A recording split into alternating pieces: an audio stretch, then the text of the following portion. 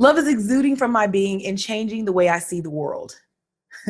That was written on a random card that I pulled during a new moon yoga healing ceremony that I went to last year. I was in the thick of my grief, and I suddenly had an aha moment. Love is all around me. So I came home and I started these love is journal entries. And they go a little something like this. Love is cuddling with my nieces. Love is video chats with friends. Love is Lacey, my dog.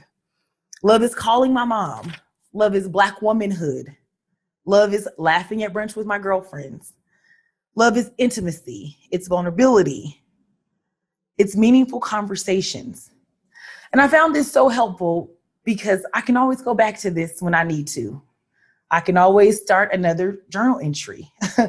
I mean, love is this show, right? Every episode you saw, that's where I feel loved. These ladies make me feel loved.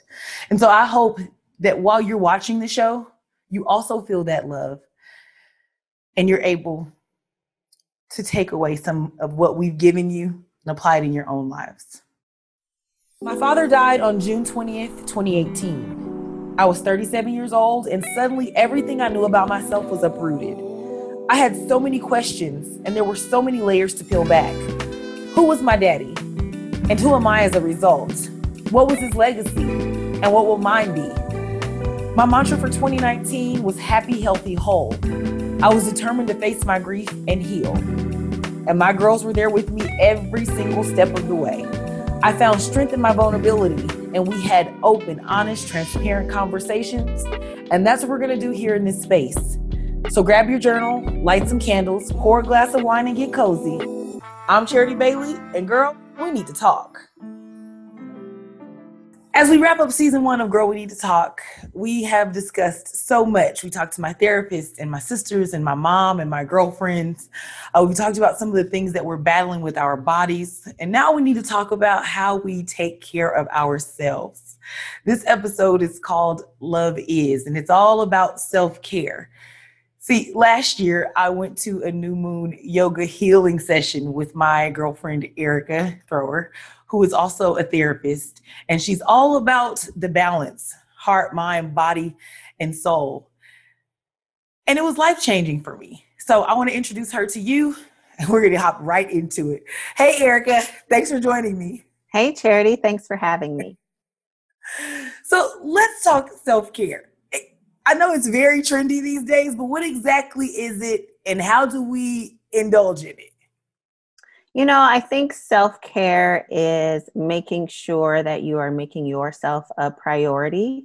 Sometimes, especially as women, we play so many different roles that kind of take us away from ourselves and make everybody else first, whether it's being moms or being employees, being teachers, being sisters, being daughters. And so self-care is really just about taking the time to say, okay, I took care of everybody else, but now it's time to take care of me. And so how do we take care of ourselves? That's different for everybody. I think, one of the things that I focus on within myself and for my clients too, is that when I am taking care of self, that means that I am putting my needs first and doing the things I need to help myself reset, to help myself, calm whatever is causing me stress or anxiety, all the different things that may come with all those different roles that we play. So, self-care could be something as simple as something you do every day on a day-to-day basis, or it can be some big extravagant event. It really just depends on what it is that you need and what works best for you. So it could be like your morning coffee or tea ritual, your morning walk, or a vacation. Absolutely. It could be big or small. There's no right or wrong answer to self-care. It's really not necessarily about what the activity is, but how do you feel during and after doing it? So it's also a reset. Yeah, definitely. And I think it's important that people realize, lots of times I think when we talk about self-care, people think that it has to be this like very big planned thing that you do where it's a week in Bali, or, where it's something where I have to plan this big thing and spend all this money. And yes, that is self-care, but there are also things that we have to do on a day-to-day basis to kind of help reset ourselves for the everyday things that we deal with. So just like you said, it could be, making sure that every morning I have that cup of tea where I just sit and I reflect, and maybe I say my daily prayers or I practice gratitude, but I'm just making sure that I'm making that space for me so that I can show up for everybody else in my life. And now you talked about making space, and I think that's what happened when we went to that new moon yoga healing. I came out different. Something clicked while we were there. Mm-hmm. I have this card here. Y'all probably aren't going to be able to see it because it's on a white piece of paper. But I pulled this card and it said, "Love is exuding from my being and changing the way I see the world." And in that space for me, I was in the thick of my grief, and it changed the way I viewed my grief and made me go, I'm looking for love, but I have it. So I started writing in my journal, and the entries were "love is." And it just helped me kind of just refocus my energy from the fact that I lost my dad to the spaces where I feel loved. So I found that after I took an assessment of all the places where I felt love, it didn't feel like I had lost so much, even though clearly I can never replace my dad. I just realized that love really is exuding from my being. So what advice do you give to people to help them kind of reset or refocus their way of thinking, especially when they're grieving?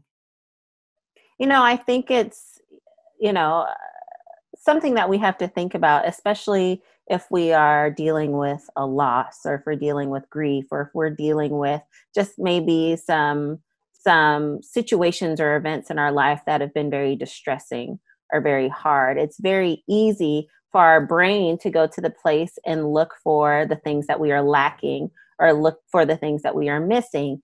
And that's natural. It's natural for our brains to do that. It's natural for our minds to go to that place because it wants to prepare.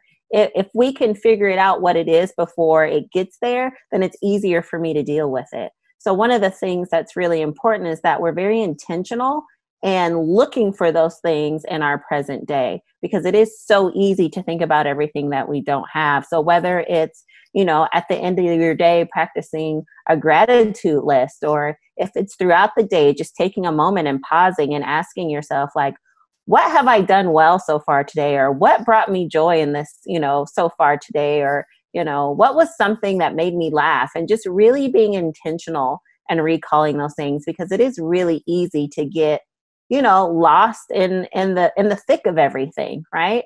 It feels all consuming. It feels overwhelming. And so being really intentional to help our brains go from that very, natural space of looking for all of the things that aren't going well that we need to prepare for, and saying, well, hold on, that's important, but also let me call these more, loving, positive, joyous things into my memory, to find that balance. Because while, yes, this is natural, this becomes overwhelming, right? This becomes all consuming. And then that's when we start to experience maybe bouts of depression, or feelings of helplessness, or that very chronic grief, or that very intense grief that feels, very like I can't recover from it. So being able to find that balance and intentionally inserting those moments of joy, or those memories of joys into your day is how you can do that. You mentioned earlier that we need to take time to ourselves. We need to power down, make space for self-care. How do we let the folks in our life know that, hey, I need a break, I need a timeout? By doing just that, by saying, hey, I need a break, I need a timeout. I think a lot of times we think that we can't set boundaries with our loved ones, because if I set boundaries with my loved ones, then that must mean that they're not my loved ones, or I'm mad at them, or no, that just means that I'm putting myself first. So if it's letting them know, like, hey, this Saturday, I'm going to have a, no cell phone day, and I'm going to be powered off. And, I'll check back in with you guys on Sunday, because we have those family members that if they don't hear from us, right, we're going to have the police knocking at our door. Like, Right. So Where you just at? giving them a heads up, letting them know like, hey, I'm a power down. I'm going to be doing this. I'm going to be in this space. I'm okay, but I'm going to need to take this break. And it's perfectly okay and good for you to do that. And who knows, maybe it'll inspire them to do it as well too. Yeah. So no is also a form of self-care, saying no, right? Absolutely. Absolutely. And there's so many ways to say no. You know, you can say no, or you can say, let me think about that, right? Sometimes we feel this sense of urgency to have to give a response right now. And sometimes making that space and saying, you know what, let me think about that gives you that time to really decide, is this something that I can do? Is this something that, you know, will work for me, or do I have to say no? Can I say, you know what, not right now, but what about next week? What about tomorrow? Right? There's so many different ways that we can learn to say no, putting ourselves first, exercising that self-care, and, you know, setting those boundaries even with our loved ones. So while we're on the topic of self-care, right, and taking a time out and taking a break, some folks take that a little bit too far and think that it means just ditching responsibility altogether. That's not what that is, right? No, I mean, it's balance, right? Everything is balance. You know, we want to do everything in moderation, right? When it becomes excessive is when it becomes problematic. So even self-care, when done excessively, can be avoidance, right? Now I'm avoiding my responsibilities, and then we're looking at those long-term effects no longer being positive or no longer being healthy, but now they're starting to be more destructive. So making sure that it's balanced, right? Making sure, and that's why it's important to do self-care, not just on these grand schemes, but also looking at those day-to-day things. And another thing that helps us to determine whether our self-care is healthy or not is, does this self-care get in the way of me meeting my responsibilities, doing the things that Oh, are, you know, a part of my things I need to do to make sure that everything's going the way that it needs yeah. to go. So if my self-care is getting in the way of that too often, It's chances are, selfish.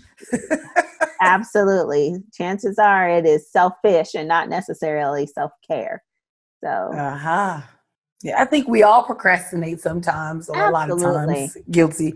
But when it starts to affect other people and it's excessive, I think that's where you're talking about we're wading into avoidance and just Hmm. not handling business. So you mentioned earlier that unplugging from social media and maybe from work and that type of thing. But what role do you think social media plays in some of the stress and anxiety that we're feeling right now? I mean, it plays a huge role. You know, right now we are a society of instant gratification, right? We get everything right away. If you think about 20, 30 years ago, right? The way people could get a hold of you was on your house phone. And if they couldn't reach you, they had to leave a message on your answering Yep. machine, right? Yep. We had Now, pagers and you had to we have a quarter to call back. right. And you had to have a quarter to call back. Like there was natural space that was created, right? But Yeah. now if you think about it, if somebody can't get a hold of you, what are they doing? They're texting you. If they're not texting you, they're sending you a DM. If you don't respond to that, they're Hmm. going to send an email, right? We have these alerts that come in on our phones all the time. CNN, Google, Yahoo News, ESPN, whatever, right? We Guilty, have guilty. all of these things that our brain is constantly processing, constantly taking in. And even when we are not conscious of it, we're having a response to it, right? Even if it's just a response of, I look down and I see that I have 7 text messages, or if you're more like me, Hmm. 70 text messages, right, that you haven't responded to, or voicemails or whatever. And that creates anxiety in itself. I don't even have to know what the text messages are about, but just the fact that I have so many there waiting for me can cause anxiety, right? So all of this, social media, the instant access that we have to other people or that they have to us, right? It has made that opportunity for us to naturally create those moments of space in our day to day much, much smaller, right? So putting that phone down, turning it off for a couple of hours. So, I am guilty of that, right? Like I'll see text messages and I'm like, I need to respond. mhm. And my sisters and some of my friends have said, you don't have to respond right now. but I just feel this sense of like, I need to respond to them right now in this moment. Mm-hmm. And no, stop it. It's Right. okay. We have to get back to the old ways of doing things where it's okay. That can sit there for a minute, right? I can be at work and my friend's not here for me for a couple of hours, or I don't have to hop on Instagram to see what's going on. We have to be more intentional about that, right? Because Yeah. these things now that are in our day to day are so, subconscious or of non-conscious things. Like, how many times have you picked up your phone, scrolling Instagram, and don't even realize that you're doing it, right? Mm-hmm. I know I'm guilty of that, right? Yeah. It's just habit, just to pick up my phone, start scrolling, start looking through things. So being able to intentionally create those spaces, put them down, take breaks from them, especially nowadays when we're getting our political news, we're getting, news about, police brutality, and we're getting news about, the brutality against transgendered people, and just all these things that we're taking in. Coronavirus updates, it's Yeah. heavy, right? Unemployment. Yeah. It's very Unemployment, heavy. stimulus checks. I mean, it's all this stuff that we're Fires, taking in. Fires, hurricane. hurricanes. It's Yeah. all activating that fight or flight response because it's all connected to fear, anxiety, being worried, scared, anger. All of that is that fight or flight response. It's very overstimulating. And I think we're all kind of in this collective experience together. And when you're in it together, sometimes it's harder to see it, right? Because if everybody is elevated, if everybody is struggling with this, it's kind of hard to see and to say, hey, something is not right about this, right? It almost becomes normalized. Like, this is Yeah. just the way it is. But no, we shouldn't be constantly living in this state of overstimulation, in this state of fight or flight. It's not healthy to us mentally. It's not healthy to us emotionally. It's not even healthy for us physically. So Yes. We carry that in our bodies. It shows up for absolutely. sure. Mm-hmm. It shows up in weight. It shows up in different pain in the shoulders and all of that. It shows up in So, medical diagnoses. We know that diabetes, we know that issues with like stroke, heart attack, fibromyalgia, gastrointestinal issues, all of those things are closely connected to stress and anxiety and fear and worry. So if we're constantly in that state, so as a somatic therapist, it's something that I really focus on. If we are constantly in this state of fight or flight, not only are our minds stimulated, but even our organs, the things that help to keep us alive, are overstimulated and are working just as hard. And when something is working and working and working and doesn't get rest, what's going to happen?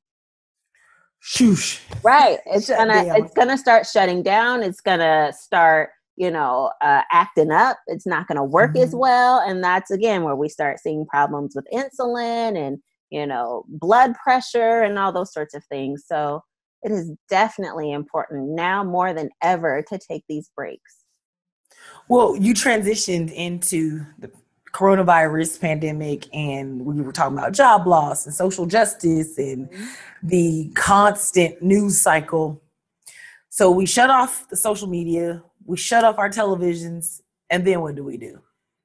We ground ourselves, not Okay. like a child in trouble. So when I say, I was ready to turn off all the lights and lock the doors. I right, can't come out to play. I mean, it's kind of like that, but it's grounding, but in a positive way, right? So when I Gotcha. say grounding, it's more so of stabilizing ourselves, right? Again, I talked about all of these things being overstimulating, causing increased stress, anxiety. All of that feels very unstable to the mind and to the body. So what we need to do is we need to calm our minds, we need to calm our bodies, and we do that through grounding. And so one of my most popular things to share, one of my favorite things to share with grounding is using movement, right? So yoga is a wonderful way to ground, right? Some of the yoga poses that are really popular are yoga poses that really help us to feel connected, right? To reconnect with our bodies, to listen to what's happening within ourselves, and to use our breath to calm and to relax and to ground ourselves. So using yoga, I love going outside in nature. We know that connecting with the earth is very grounding in nature, whether it's through, walking outside, whether it's through soothing with our senses. So what do I see? What do I hear? What do I smell? What do I feel? Really looking at how to help ourselves calm down those senses, because those five senses that we have are the things that we use to help us perceive, to help us determine, whether I'm safe or whether I'm in danger. And so when we're taking in all of these messages, and sometimes this is something we're not paying attention to, but when we're taking in all these messages, those senses are heightened in some sort of way. Do you think that as a result of all of the things that we're experiencing emotionally and all of that, that we've become less sympathetic or empathetic toward one another? Or do you I think it's think caused us to lean in some? I think that's hard to say. I think for some people, it's created a sense of like numbness. I don't think it's intentional, right? I think it's sometimes our bodies get so overwhelmed. It's almost like a possum that plays dead, right? Sometimes our bodies get so overstimulated that it literally needs to move into power save mode, right? And that can feel like numbness. That could feel like apathy. That could feel like I don't have the time nor the space to care about what else is going on, because if I take in one more thing, that might be the thing, right? That might be the thing that's going to send me over the edge, right? So I think for some people that has happened. And then I think for some people, it has allowed them to really take a moment to look outside of themselves and see how people in their community have been impacted, to see how communities of people, whether it's Black people, brown people, transgendered people, those that are, economically disadvantaged, looking at the number of people who are unemployment that come from all different sorts of communities here within our country, really taking a step back and saying, wow, this is really happening to all of us in some sort of way. And I don't think there's a right or wrong answer. I don't think it makes one person better than the other. It's just about us recognizing how we respond, and then recognizing, is this healthy for me or is it not? And if it's not, then what is it that I need to do? Whether it's going to see a therapist, whether it's disconnecting, whether it's talking to family and friends about it, but just really paying attention to how our bodies take in this stuff and, acting accordingly. Yeah, well, and that goes back to the mindfulness as well, right? I know that like when the pandemic started, I for one was like, I just needed a break anyway. And then the break started to last and last and last. And it's like, well, wait a minute, not this long of a break. Just hold on. Yeah. I think that was a lot of us, right? At first it felt like, okay, we don't have to go to work for a little bit. Like, we can, Uber Eats and DoorDash and catch our breath. But then it started to be like, okay, but nothing's getting better, right? And people are losing their jobs completely. This wasn't a Mother Nature's pause, right? I think that was kind of like the terms that were being thrown out. Like Mother Nature is telling us we need to take a break, right? Gaia, Pachamama, whatever you want to call it, Jesus, God, somebody was telling us we needed to take a break. But then that break became, long term. And then it started to feel really heavy. So I was discussing with a friend that some of the issue that folks are having with the break is that now they're forced to sit with themselves. And they're not really ready to process the silence. Now, for me, self-care is silence, like sitting with myself. But what do you say to folks who are like, I can't do this. Now everything has come to a halt and I got more baggage than I knew and I'm accumulating it and I don't know what to do with it now. Go see a therapist. That's what I suggest. Because sometimes it is too much for us to deal with on our own, right? And sometimes Mm-hmm. we have to seek out that professional help. And I will say during this time, there have been a lot of resources that have become available to people, whether it's free or very, very, minimal cost. So, what do we look for in a therapist, and how do we find a therapist that suits our needs? I think it's really about, comfort and what is it that you want in therapy. I think that's the number one question. I think right now people are looking for someone that can relate to their experience. So finding a therapist that resonates with you in that way. I think it's difficult to go see a therapist to not only talk about my problems, but now I have to explain to you the context of my problems, Yeah. whether it's Yeah. a cultural difference, whether it's a spiritual or religious difference.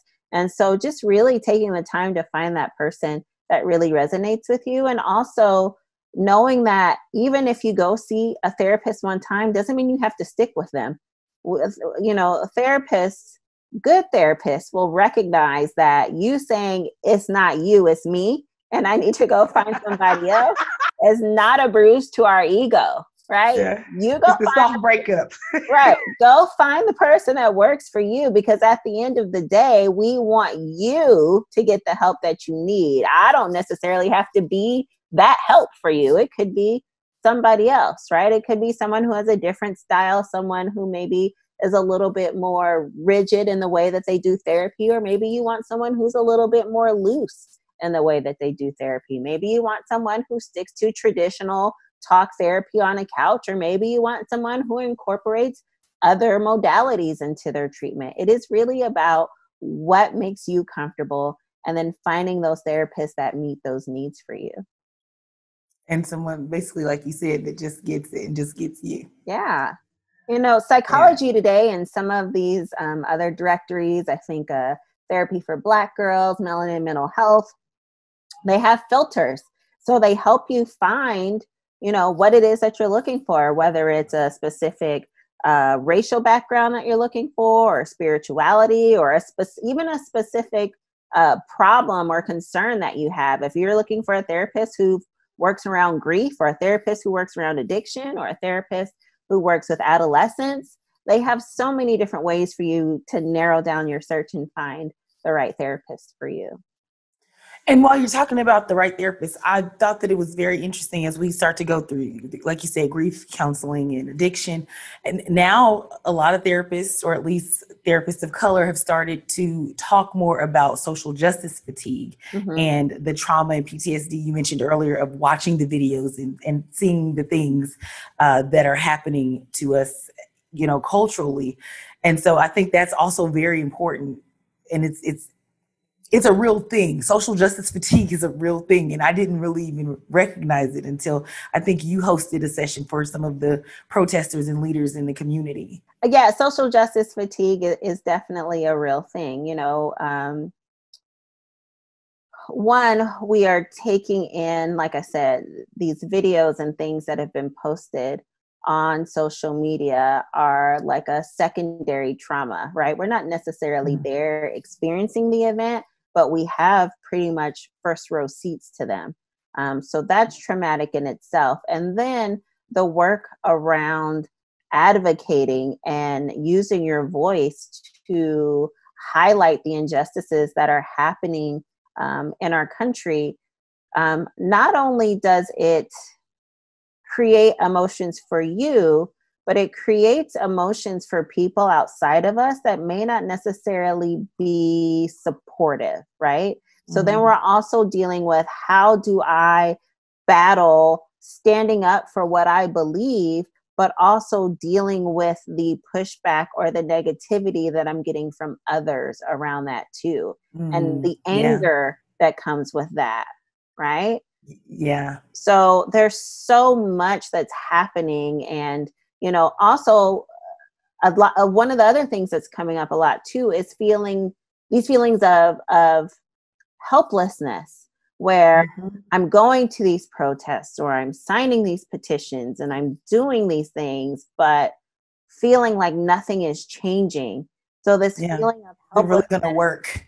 Yeah, this feeling of helplessness of all this energy that I'm putting out is not creating a change or an effect. And so what goes along with that, not just the exhaustion of the work that I'm doing, but not seeing an outcome, not seeing, the benefits, right? The reward of my hard work, and trying to manage that. But like you mentioned, if we take the time to be mindful of what we need, to tell the folks in our lives that we need a break, to make space for the break, whether it's the nature hikes, the working out daily, the eating well, the morning cup of tea, the bath, the turning off the phone, just breathing. Sometimes I have to just go, I'm holding my breath. I realized when my dad was dying, I was like, I've been holding my breath for months. Yeah. Like I didn't realize it until I did. And I was like, I think my shoulders have just been up and like, yeah, breathe, So collectively as a society, I think we need to breathe. This show and this episode is not a therapy session, but we will list resources for places and spaces for you to find a therapist. And as Erica said, there are so many different ways to do it nowadays. You can do it via text. You can do it online. Most therapists are doing it online right now because of COVID. But our hope for you at home watching this is that you find what works for you and that you do it in a healthy, safe manner so that you can process your grief, process the anxiety, the depression, or whatever it is that you're feeling in a healthy way. So we want you to take care of yourself and your emotional health. And that's really what it's about, right? Yeah, absolutely. Taking care of all parts of us, right? Our minds, our bodies, our emotions. They all work together. We can't just address one without the other. I can't just take care of my mental health but not take care of my physical health. I can't just take care of my emotional health but not think about what I'm consuming every day in regards to even the food that I take in. It's all something that we have to be mindful of, all parts of us, making sure that they're balanced, making sure that we are giving space to all of them, and really, practicing that ultimate self-care. Yeah. My mama used to say, garbage in, garbage out. Garbage in, garbage out. You are what you eat. All of those things, right? All of the things. You don't believe fat meat is greasy? Well, that meant I was about to get a spanking, but. Right.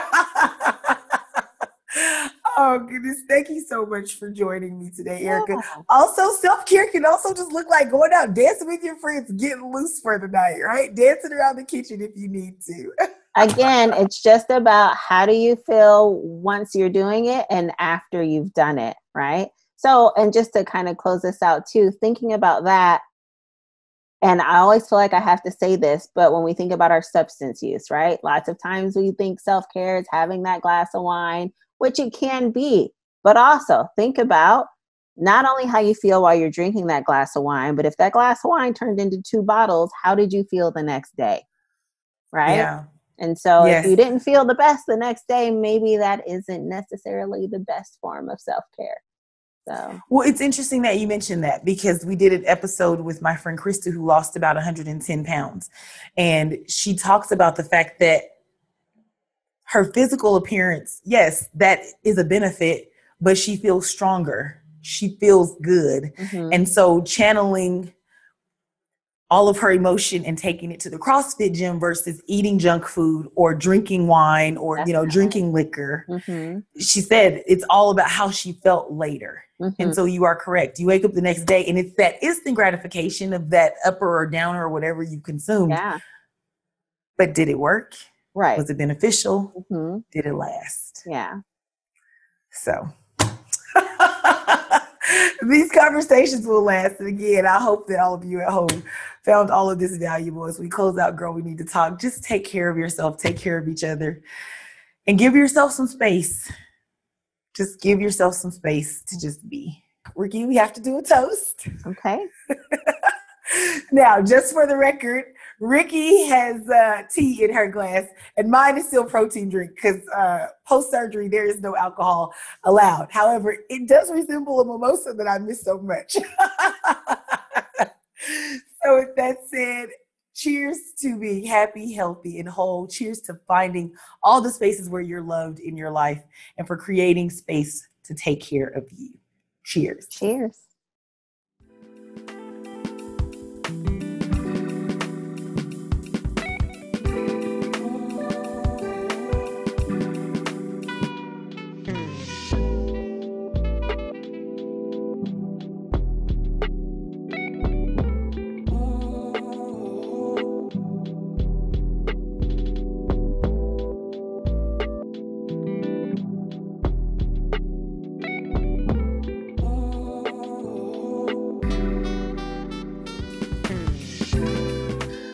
Well, we've come to the end of season 1, and I really appreciate you for joining me. Girl, We Need to Talk started as a labor of love and a way to honor my dad and to grieve his death. So I hope that you found value in the topics that we talked about, and I hope that you can also use what you learned as a resource and maybe a tool for somebody you love who's also navigating grief. Make sure to breathe, take care of yourself, take care of your loved ones. Tap in. You heard me ask, how's your heart? Ask yourself that often. And try to remember to stay happy, healthy, and whole. I'll see you again soon. Thank you for watching Girl, We Need to Talk. You can find me across all social media platforms at Miss Charity Bailey. Make sure you like and subscribe.